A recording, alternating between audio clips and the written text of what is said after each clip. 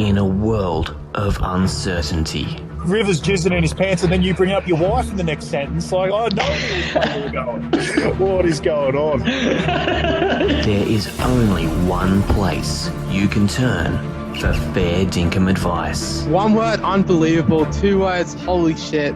3 words, oh my god. A place where the undeniably American It sounds so weird in like an Australian accent. meets the undeniably Aussie. Hey, let's stop the foreskinning for some absolutely wonderful segments later.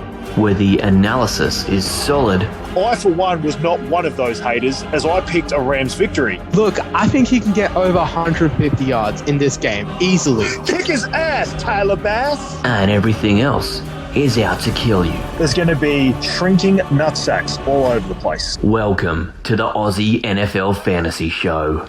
It's not like I hate the next guy, because on our list next, we've got Jalen Waddle. And this is another opportunity here. We've got a team who we're saying are going to deliver 2 top 15 wide receivers. I just don't think there's ever space for 2 teams to do that. Can you remember when the Bears randomly and the Jets, these Brandon Marshall teams that had a good second offensive player? It was Alshon Jeffrey at the Bears, and then when he went to the Jets, it was Eric Decker. I think it was that year. But I mean, they were the only there wasn't 2 teams doing it. It wasn't until the year after the Broncos then did it with Emmanuel Sanders and Demaryius Thompson. I just don't know how you get 2 to do it. So I also just don't think that Miami have enough going around for Gesicki to perform really well, who I've planted my flag on. Tyreek Hill to be a top 10 wide receiver, and also have Jalen Waddle sitting way up there too. So I've laid my cards on the table as to why I don't think the Jalen Waddle experience will max out the way it did last year. But you guys both have him ranked at 12, which I love that you guys are simpatico with that. I'm going to throw this one to Manjot first. What's with the Jalen Waddle love? 12, am I an idiot? Again, the Debo sort of factor. He could be getting some rushing attempts. That is where I'm going with.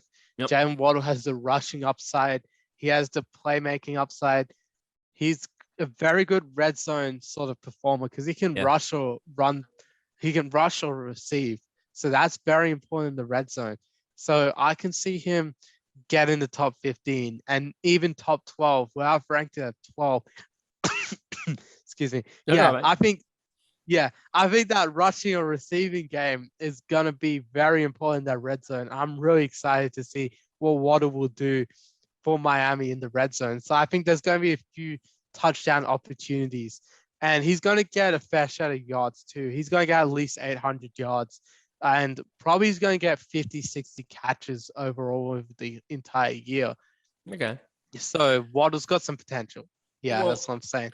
We've already said pretty well, Tyreek's not going to have the massive ceilings and the massive floors. He's not going to kill you or make the week for you.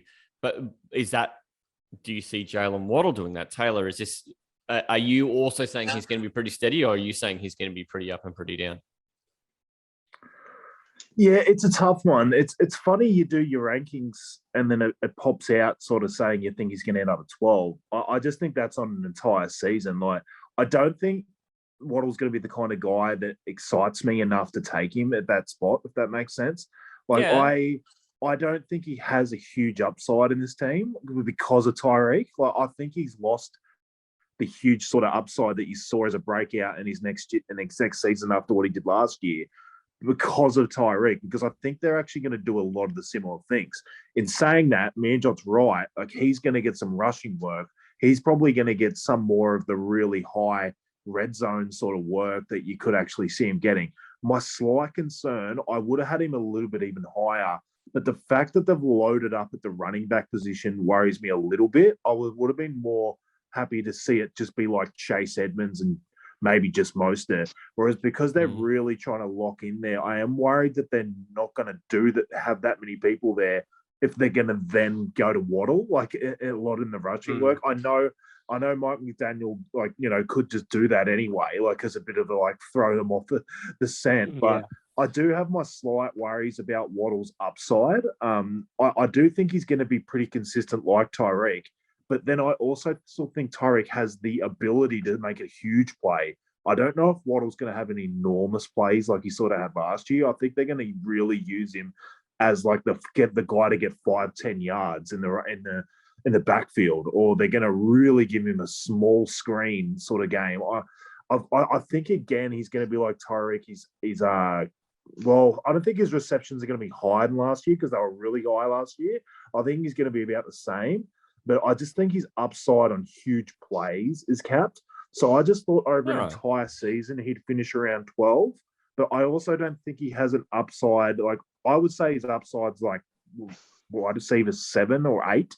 So I've got him pretty close to what I think his ceiling is. So he's the kind of guy that I would rank at 12, but I would probably take a Keenan Allen or someone that's probably a couple of spots behind him in my rankings before him, if that makes sense. Understood, So I would rather take a guy that I think has a bit higher upside than Waddle this year.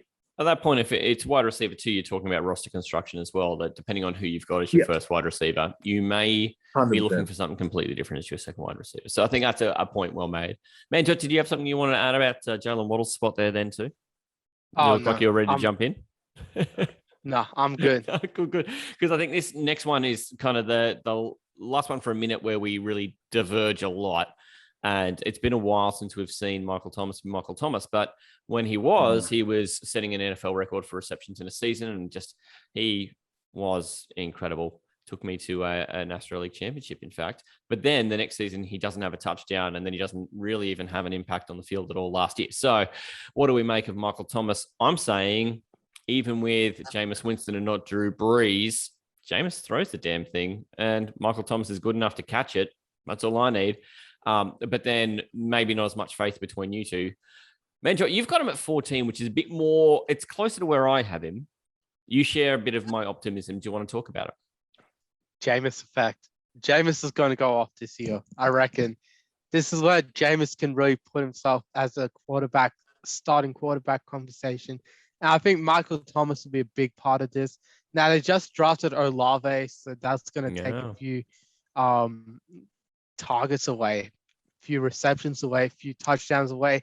But that's okay because Thomas, he'll get less attention. People will be sleeping on him a lot this year. He's going to be going down draft boards. He's going to be sliding down. And this is a big time to pounce. If there's any time to get Michael Thomas, it's in the draft. I think he'll be a very good pickup. And I'm very high on him this year because he's going to get a higher volume again. I think not as much as he got with Breeze in 2019. He's not going to get those sort of numbers because I think he's kind of past that player. I think they're going to use him more conservatively. Okay. But I think he's still going to have a good season. It's just a feeling of mine. I just don't know how to explain it, but I think it's going to. It just feels like Klay Thompson, and I'm sorry to bring NBA into an Taylor's NFL out. podcast. He's dead. I forgot. Taylor's Warriors dead. with Mavericks is going on right now, and Taylor's a Mavs fan. I'm a Warriors fan, so that's going on right now. But look, Klay Thompson came back from injury from 2 years out. Michael Thomas been out for like 2 years. Parallels.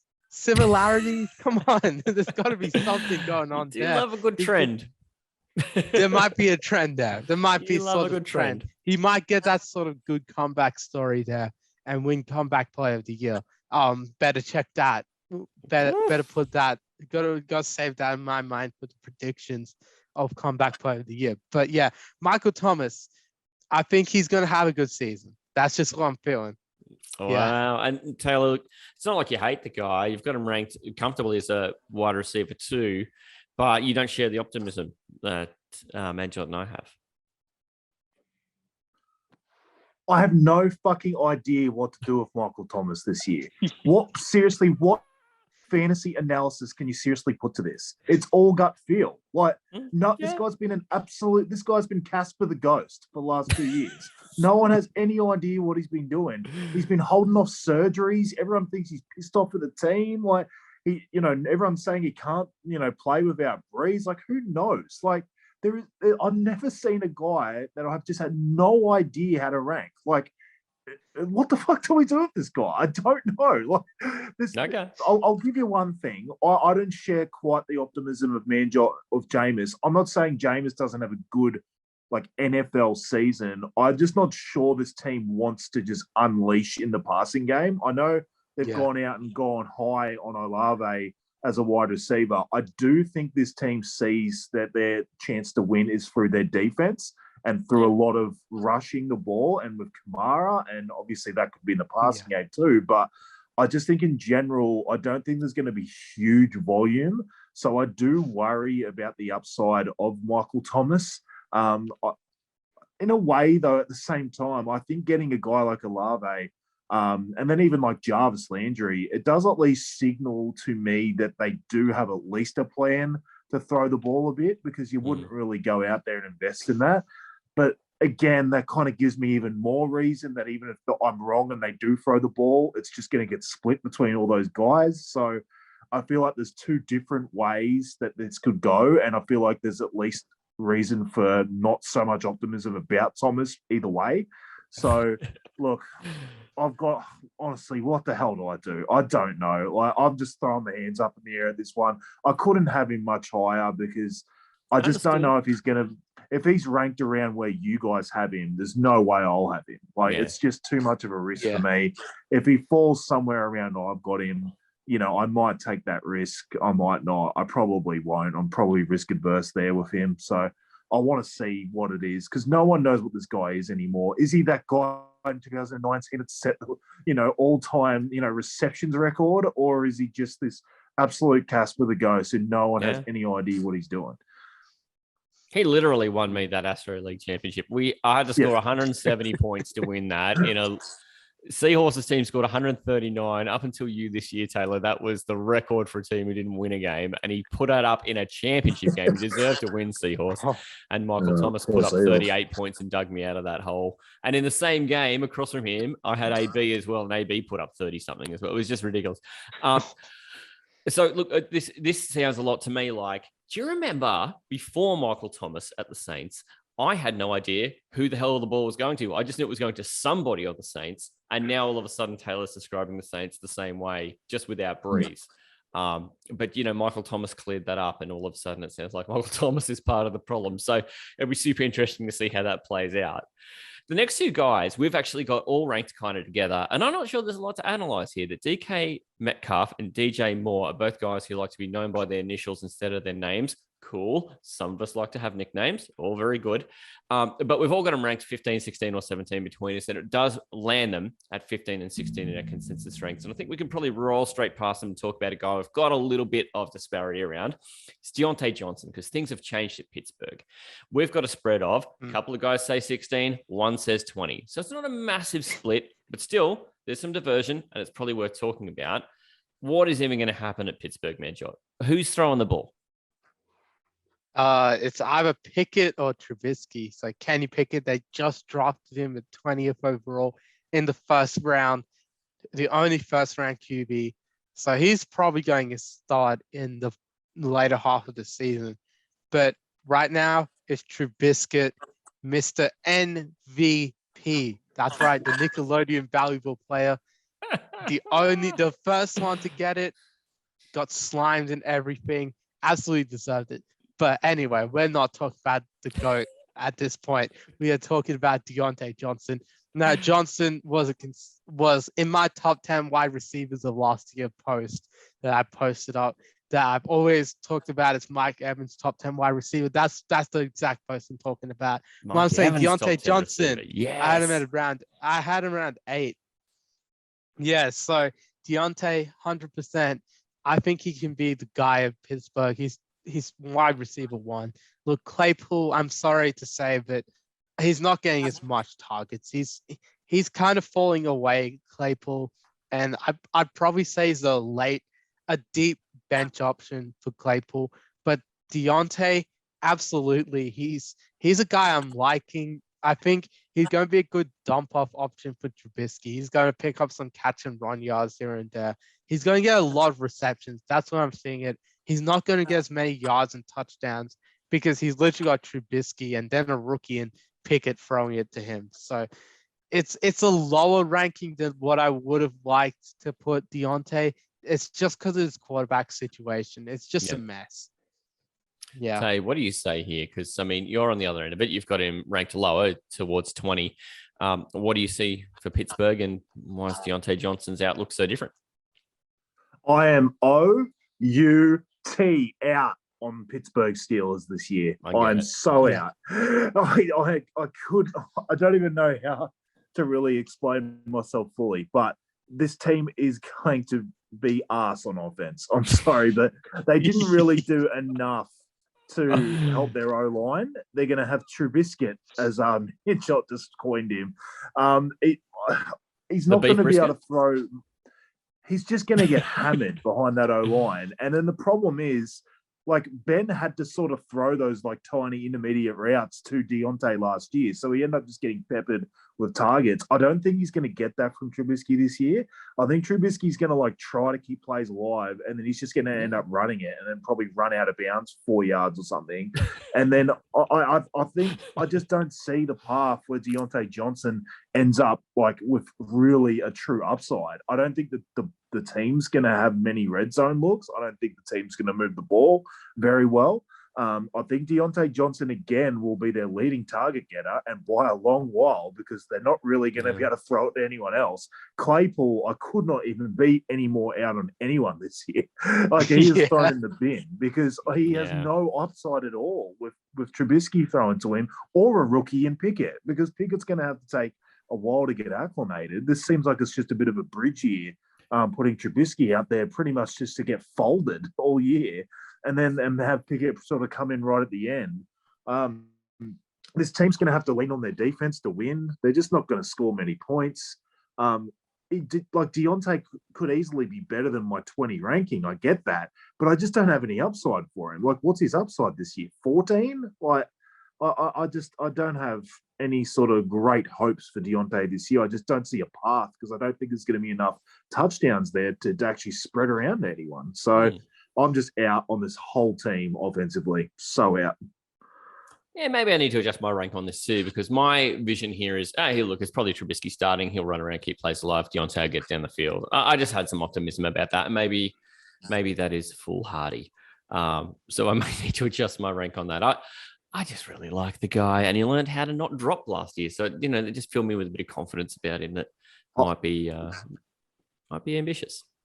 I'll just say, I think your guy's going to be closer in terms of what he finishes at the end. I just sort of, this is one of the guys I just wanted to sort of portray about how out I am on this team in terms of drafting, because, look, he could end up 16, 15 or something like that. There is no upside to me. Like, if you've got a guy that's 16 or 15, you wanted him to at least have a chance of being like 8 or 7 or like at least in the top 10. I just have no way of seeing him getting in the top 10. So he's just no chance of being drafted from me. So I thought there's my opportunity to put some guys in front of him. Yeah, that's really what you're looking for in the wide receiver 2, is a guy who can still play like a wide receiver 1 for you in fantasy. That's what you're looking for. And you don't believe Deontay's got that in your understood. Yep. Unless you like packed your team full of running backs and you're like, all right, who's a guy that's a bit later that I could have as a wide receiver 1 that's not really the top, 10, 15 sort of echelon, he would actually be a decent wide receiver 1, because I think there will be a general consistency to him. I just don't think he has an upside.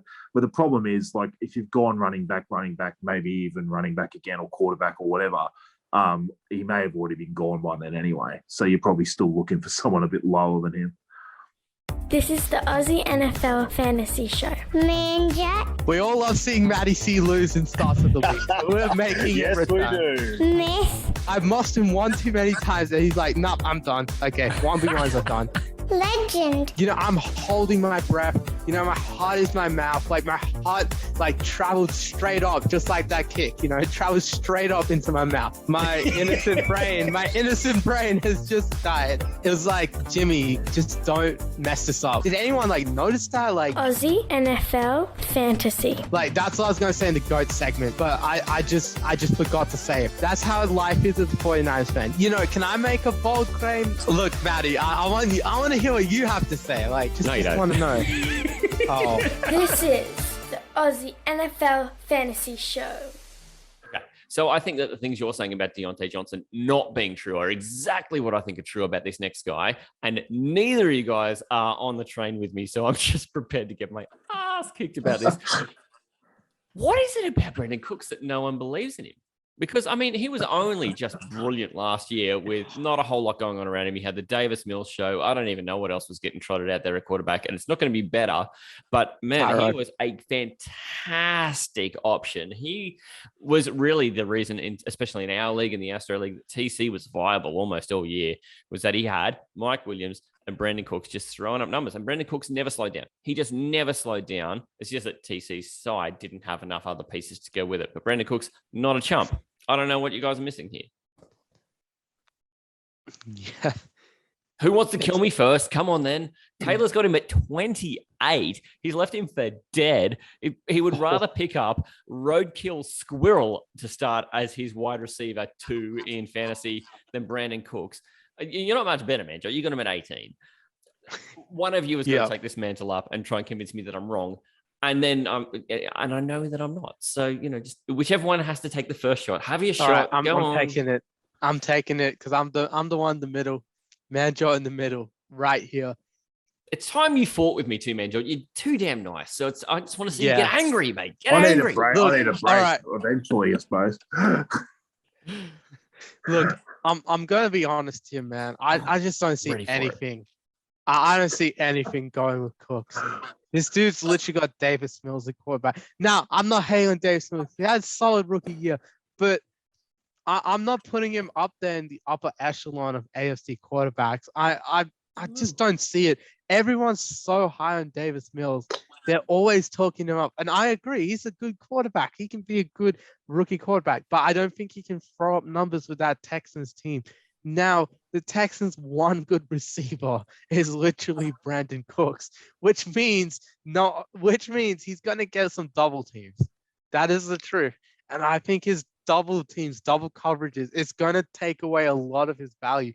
I know I put this point up in the tight end show, in this wide receiver show. I've made the double teams point very, very clear that it's a double-edged sword. And for me, I think Brandon Cooks, he has that boom potential. Yes, he does. He has a good boom potential because of that double team. It shows that he's a good player.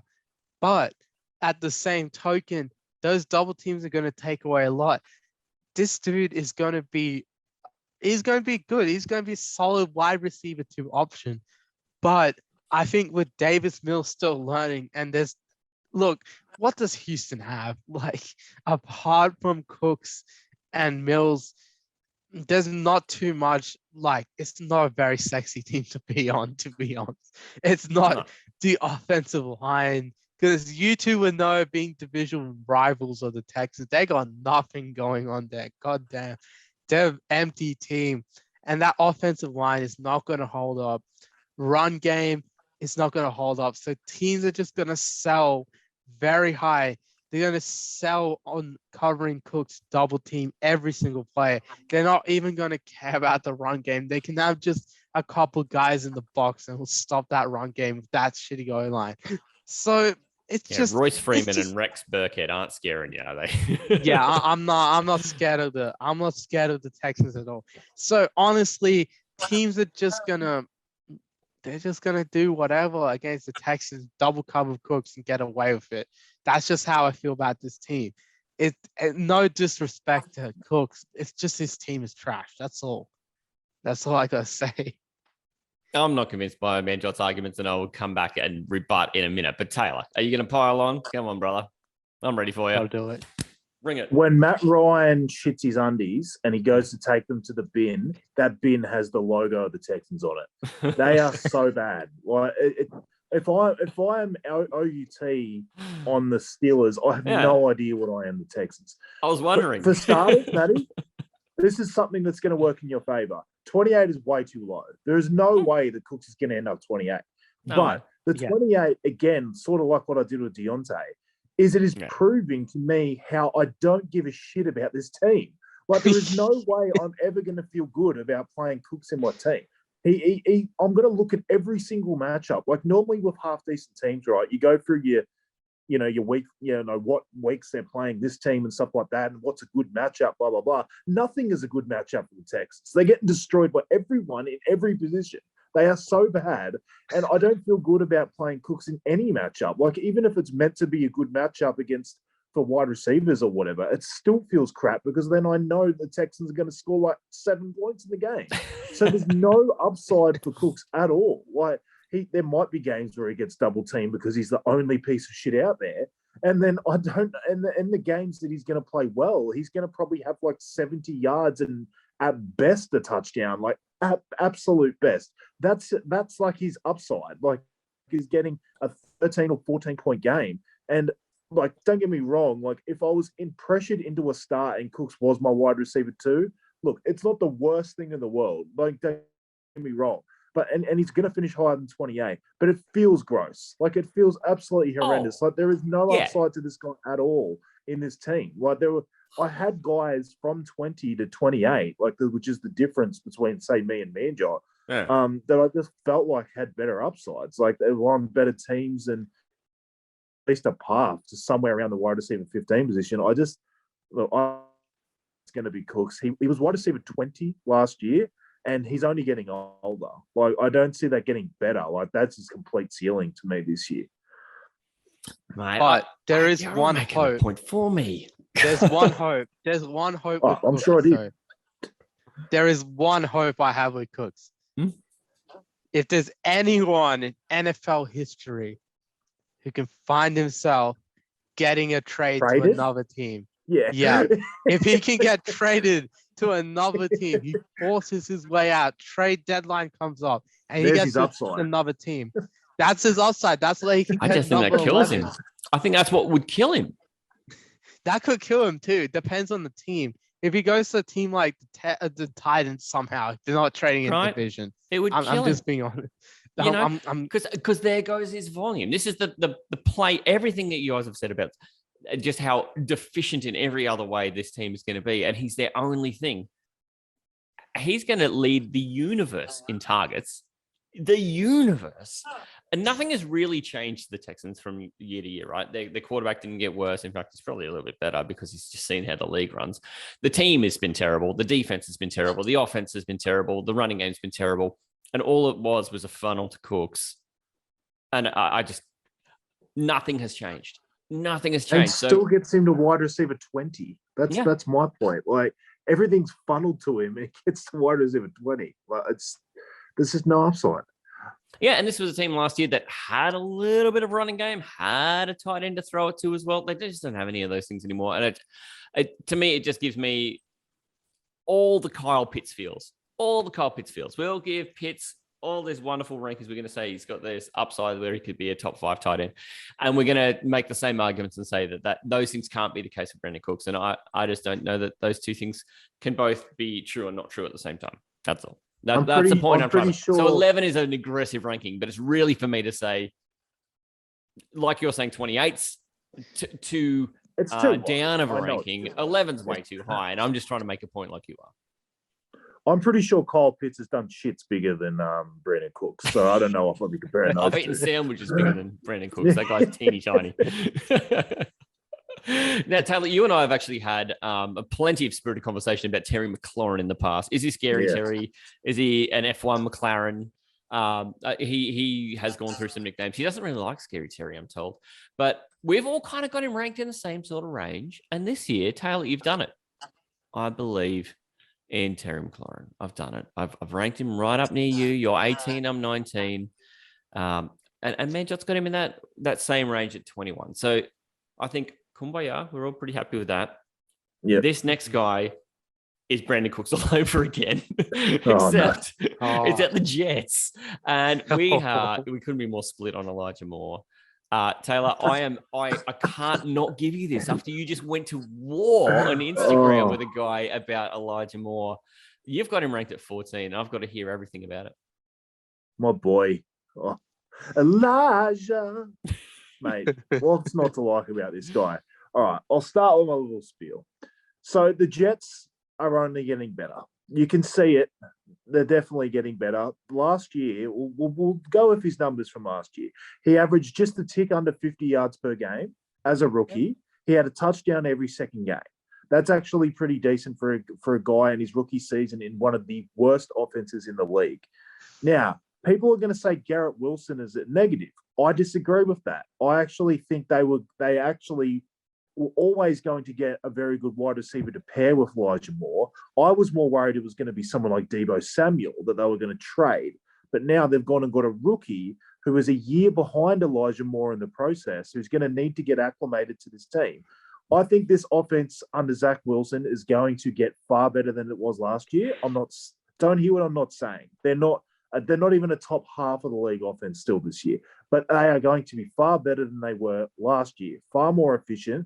And let's just say that 49.8 yards per game turns into 70 this year, and he plays more than 11 games. He plays more like 15 or 16 games this year. We're talking about 1,100 yards and 8 or 9 touchdowns. That's going to be a huge jump for this guy. And I actually think that that's downplaying his potential this year. We saw some really, really big potential games in the middle of that season where the Jets finally started to put some stuff together. And I think that's going to be more of what we see this year. I think he's the one on this team. They're going to throw away Corey Davis. There's no Jameson Crowder. Jameson Crowder. Yeah, he's over at the Bills. He's gone, and I just think it's going to be him, and it's going to take a while for Garrett Wilson to get going. Everyone thinks that, we've seen this huge breakout from Jamar Chase, Justin Jefferson. Everyone thinks that's the norm. That is not the norm. That's the exception to the rule. Rookie wide receivers don't normally break out like this. So I don't expect Garrett Wilson to be better than Elijah Moore right now. Do I think that Garrett Wilson probably has a better career? Yes, I do. But right now, we're talking about redraft for 2022, and I think he is the wide receiver one on this team in an offense that is growing better each year. So, all right, I don't feel as hot about that, and Manjot doesn't feel as that hot either. And I'm going to let him have a crack at you before I do. Manjot, you've got him ranked at 20, and this is twice in as many people. Brandon Cooks. Talor and I warring, Manjot 18, turns out he's 18 in our consensus ranks. Talor and I warring on Elijah Moore. Manjot puts him 20, he's 20 in our consensus ranks. This guy is clearly the voice of reason. tell us what's going on, mate. That's why you had me as the third host, because someone has to bring the two of you together to get this going. But honestly, look, I just don't see the hype Taylor's putting into Elijah Moore. I mean, he could break out, but honestly, they just drafted Wilson. He's going to take some time, of course. They have Braxton Berrios, who I'm a little high on. I think he has wide receiver like 40 potential. There you go. We're going a bit deep. Wide receiver 40 potential. He's also on the people's. He's on the people's dynasty team. By the way. Yeah, he's good enough. He could be your wide receiver 5. Plus guys. 5. Plus 5 on that. Plus 5 rank on that. So wide receiver 35. Go just Braxton. For the people. Yeah, but Braxton, I think he's going to eat into a few shares of Elijah Moore. I think Elijah, though, he's going to have a solid season. I think he's a low-end wide receiver 2. I can see what Taylor's getting out with the upside, and I can see what Matty's getting out with the floor. I think that's the sort of ceiling and floor you can see with this guy, because it's all going to depend on how Zach Wilson develops. That's all I'm seeing with this Jets team and this Jets passing attack. It's what is going to happen with Zach Wilson. He's got tremendous upside himself, but the thing about Zach Wilson is he's going to have to start throwing a bit better. He has a good rush game, but he has to throw a lot better. And that's what's going to really matter with Elijah Moore, is Elijah has to rely on Zach Wilson. And this is something I'm just not sold on yet. Until I see it, that's when I'd put up Elijah into that sort of 15 range. But at the moment, I'm just playing it safe and sticking in the middle of you two. So, Matty, just go at him now. Well, Taylor would say you've seen it, because at the end of last year, it was actually terrific. And I can't say he wasn't. Yeah. But what I can say is, if you took Zach Wilson out of that offense, do you want to know who has the next highest snap count? Don't want to guess? For the Mike White. So much confidence in this offense. Yeah, you're all tripping over yourselves. Quarterback or the whole team? No, the whole team. Just take Zach Wilson out of that offense. Who's got the second highest offensive snaps in those skill position guys? Any of the skill position guys. You just pick a guy. Elijah. Who do you think was on the field the next most? Not God Elijah knows. Moore. Jameson Crowder. Not Jamison Crowder. Not any of the running backs. Ryan fucking Griffin. Ryan Griffin. Ryan Griffin had more games where he had 40 snaps than anybody else in the whole team. It was a disaster. And so is it going to be an unmitigated disaster again this year? Maybe not. But it's the Jets, so probably. I'm always betting the unders on the Jets. And do you know why? Because it comes up. Sorry, that was the end. Looking at me Okay. like that was the end. It's all good. Again, all great points. I just think there's definitely upside to the Jets this year. I just think that they're actually building this team really good this time. That's honestly what I'm saying. And again, I just like to point out, I know I'm irrational with my 14 ranking, 100%. This is me taking a massive swing at a guy that I think has huge potential this year. I'm not saying it's guaranteed. I know I'm pretty much going to end up with him in a lot of leagues because I'm so far in front of what the consensus is going to be. But I just think there's huge potential for a second-year breakout for this guy. And if the Jets are just that bit better than they were last year, which they pretty much have to be, I think the only team worse than them's the Jags, right? There you go. There you go. So, yeah, again, like Manjot said, Wilson's going to have to prove it. I'm obviously yet to see that, but I just think that based off what he did last year with a pretty bad Wilson, and you're mixing in Mike White, and God knows who else they'll put. The GOAT Mike White. The GOAT. Yeah. Never forget that name? 1 week GOAT. Never forget the GOAT Mike White. Yeah. There was someone else too. There was another guy that was like bouncing around as like third string for the Baltimore Ravens or something. Oh, Flacco. No, it was someone else too. Josh Johnson. Josh Johnson. The GOAT. Josh Johnson. There you go. Oh, the James Johnson. I was thinking NBA. You've been hanging out with Mr. Jack too much. Yeah, we just leave it over there. I've noticed, man. I actually think he threw a part. I think he actually threw a TD to Elijah Moore in that game. It was against the Colts in Thursday night. Yeah. When Mike White went down. Elijah had 2 touchdowns in that game. Good work. Yeah, he might only have 2 this season. I'll just leave it there. He may only have 2 this season, Taylor. So One final point. Yeah. The division Put a bow on cornerbacks are pretty good. Yeah, the division has very good cornerbacks. Look, the Bills got Tre'Davious White, and of course, the Dolphins have Xavier Howard, Byron Jones, 2 good ones. So could be some trouble there for Elijah in a few games, but he's really good size. If only you could play against the Jets, that would be great because they have fuck all corners. Well, they have Sauce now. Sauce Gardner. He's going to kill it at training. Yeah. Well, sure, Sauce. Hey, don't forget about my boy Sauce Gardner, guys. Come on. That is so good. I used to kill it at training when I played for the Astros too, for the same reason, mate. So we're ranking our best training camp wide receivers, aren't we? Yeah, that's it. That's 100%. Jamar Chase comes last. Just remember, Jamar Chase definitely got the drops. I'm gonna have to take Chris Godwin out then because he's still dead, and we don't know what his prospects are going to be like early in the season. Probably not around. I've got him ranked at 18 only because I just think that's more reflective of where he's going to wind up by the end of the season. If I have to go a little earlier to get him and stash him, I just think your second wide receiver is the easiest guy to find a replacement for. So if you can get a guy who's got a wide receiver one upside that you can just hang on to, I'm all for it. So that's why I've got him a little bit higher. You guys have him in a more realistic spot at 23. Agreed. I don't think we probably need to analyze that one too hard. But it's too hard because you don't know how many games. Yeah, it's like Hopkins when we know he misses 6. Like. Yeah, it's this next guy who again is just, and I think this is the last one we've got to break down tonight because we've this has been such a bumper show and we've had a blast with it. But Amari Cooper is again one of these guys who's in this position where you just don't know what's going to happen. He's at this new team. He's got a quarterback we don't know what's going to happen with, and we have him all over the map. Taylor's got him at 15.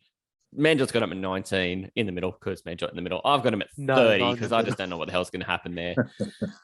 I mean, if Baker's thrown to him, 30 might be really generous. So where do we even start? Taylor, you're the guy who's got him at 15. Maybe we throw it to you. Yeah, it's a hard one because we don't know what we're getting out of Deshaun Watson. It feels like I don't know. It really is a hard one. I still just think Amari Cooper has enormously talented. I just think there were some times last year at the Cowboys where they didn't have to throw in second halves, and there was obviously something weird between him and Dak last year.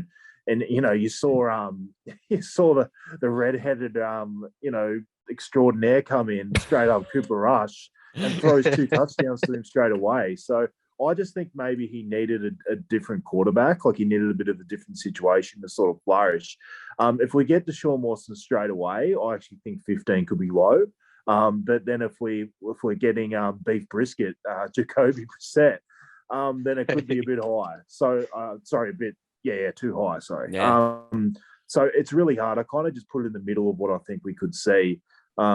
We talked about it on an earlier pod that he could be a second half of the year sort of pickup or trade asset, like someone to trade for, because I think they'll probably figure things out second half of the year, especially if, say, Watson gets like a 6-week suspension or something like that. Yeah. I still think he could get some good numbers with Brissett, good enough anyway, like probably even close to what he did at Dallas, because he's going to be the absolute premium number one. There's not going to be anyone else really taking receptions off him.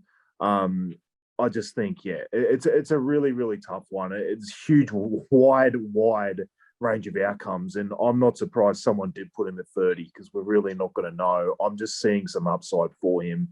And, if Watson does come in earlier than we think, then 15 could actually be low. So yeah, that 30 is just me showing respect to Donovan Peoples-Jones, because he is Manjot's boy. Of course. He's boy. Yeah. Yes, sir. Oh, yes, my boy, Donovan, man. How could I forget? I have too many of my boys, man. He's got a lot of boys. But you tell me about your Amari Cooper ranking here, because you're at 19, and again, you're the voice of reason, which is not surprising. And you're also our crack legal mind, so you might know a bit more about what's going on with the Cleveland situation than the rest of us combined. Yeah, of course. Deshaun, man. Firstly, of course, do not condone any of the shit he's been accused of, because 100%. very, very serious charges, man. Like, I know, speaking to people, very traumatic things.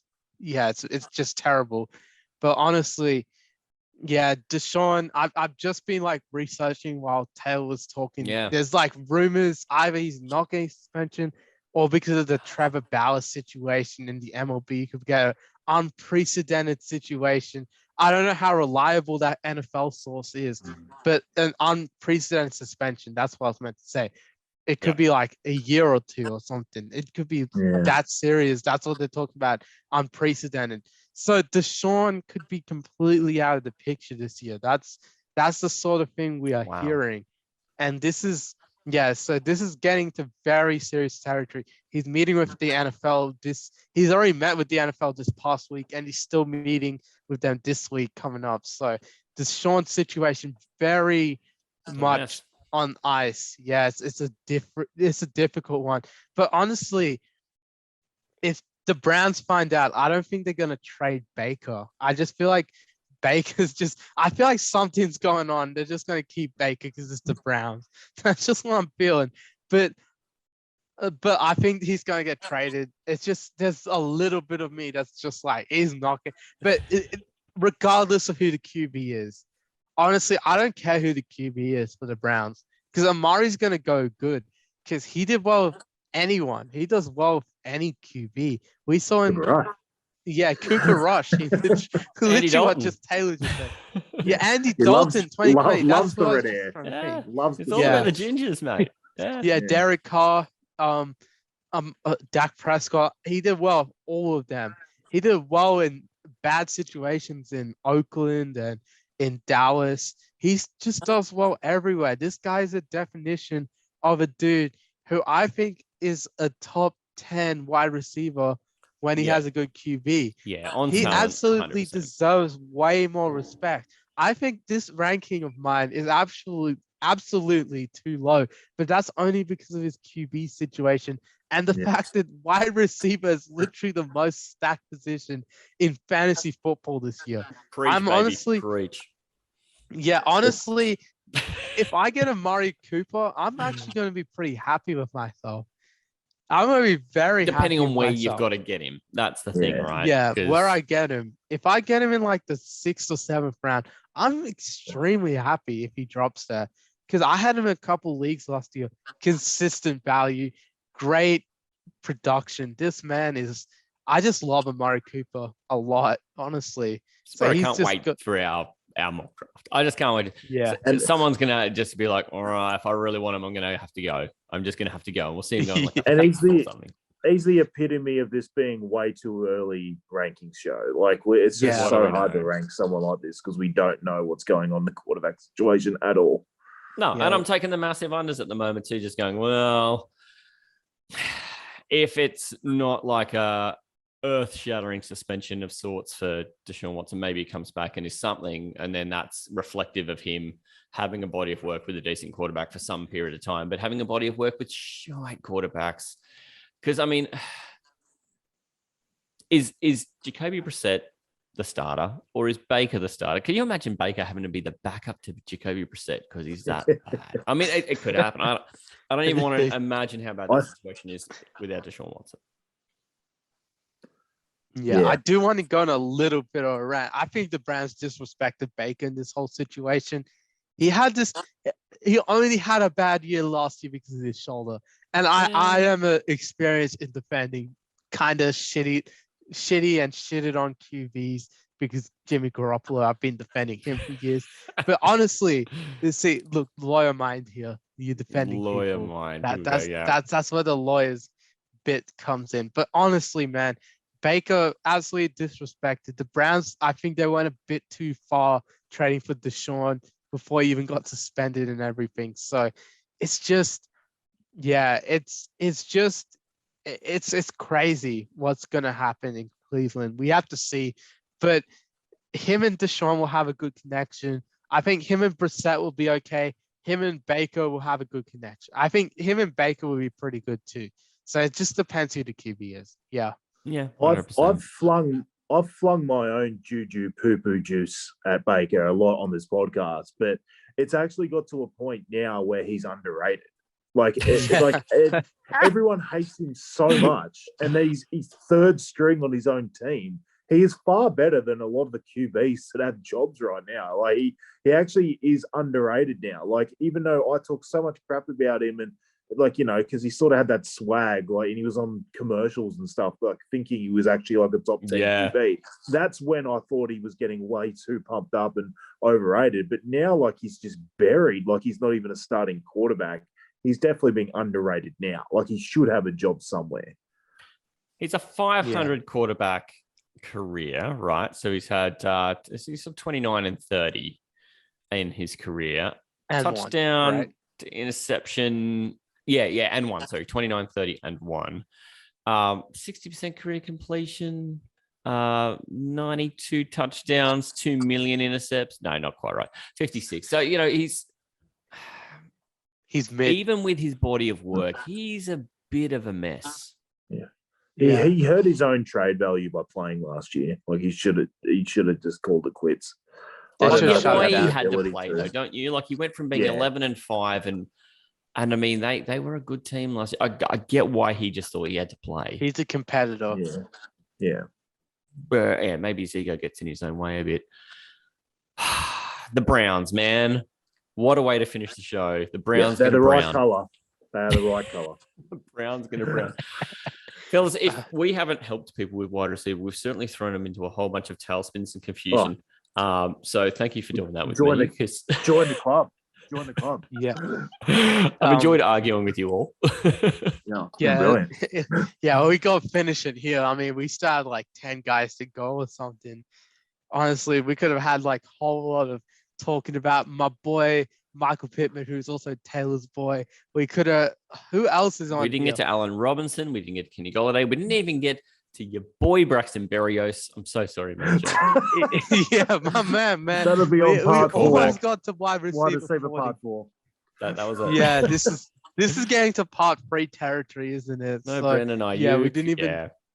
Not even Marquise Brown. No Hunter Westbrook Akina. No Westbrook Akina. This is what we're talking about. Moore.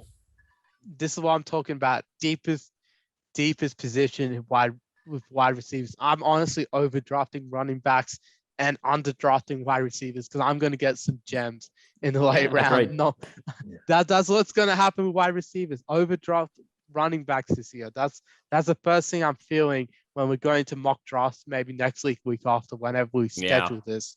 We're going to see Taylor do what he did last year: running back, and then go into every other position. Look, fellas, thank you so much. It has been a blast. Hopefully, we've just thrown enough monkey wrenches into wide receiver and get people really thinking about it. But I think our next show, we've got to get into some mock drafting. So we'll work it out in a way that we can all three of us be mock drafting in the same one live and building our own teams and giving each other a bunch of shit. And we may use like the sleeper app or something to do that. Something where we can really get the time to put together a really good draft on those first few rounds that matter the most, and talk a bit about roster construction as well. Guys, we need to do the plugs real quick. Manjot, do you want to take us through the plugs? You're the best at this. Yeah, so Instagram at Aussie NFL Fantasy. New generation, they all use TikTok. So at Aussie NFL Fantasy, we're going to be posting daily TikToks, maybe 6, 7, 8. We don't know. All three of us going to be chipping in, as I made Matty and Taylor sign in our TikTok contract agreements, especially Taylor, man. He's going to be starting at huge money we're talking about. Some huge money here. TikTok partnerships and everything going to be coming soon.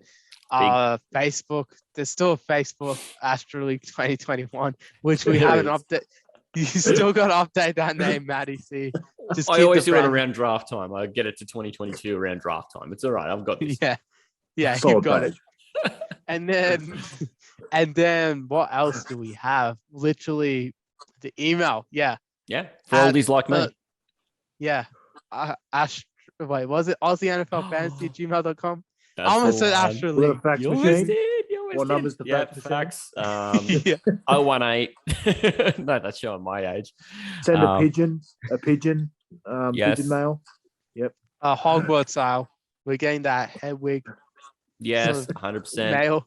And Anchor voice as well. message. Yeah, voice message and Anchor. If you want your voice on the show with our voices, get your voice heard.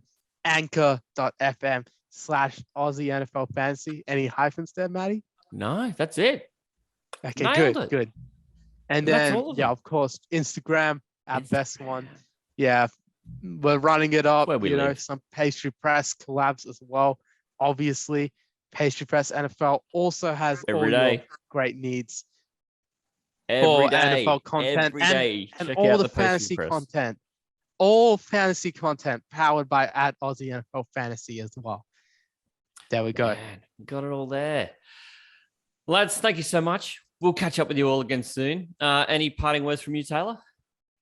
Yeah, if you want to fling any of your hate about the Warriors blowing a 2-0 lead to the Mavericks, it's at Pastry Press, either NFL or sports, or just go straight to the source, me and Jot Melly. Yep, straight there. At the Go Jot. Yeah. Do it. Yeah, that is my personal. Well, that's a personal one I haven't posted on 5 years, man. Yeah, but it likes all our posts, so that's how I know it.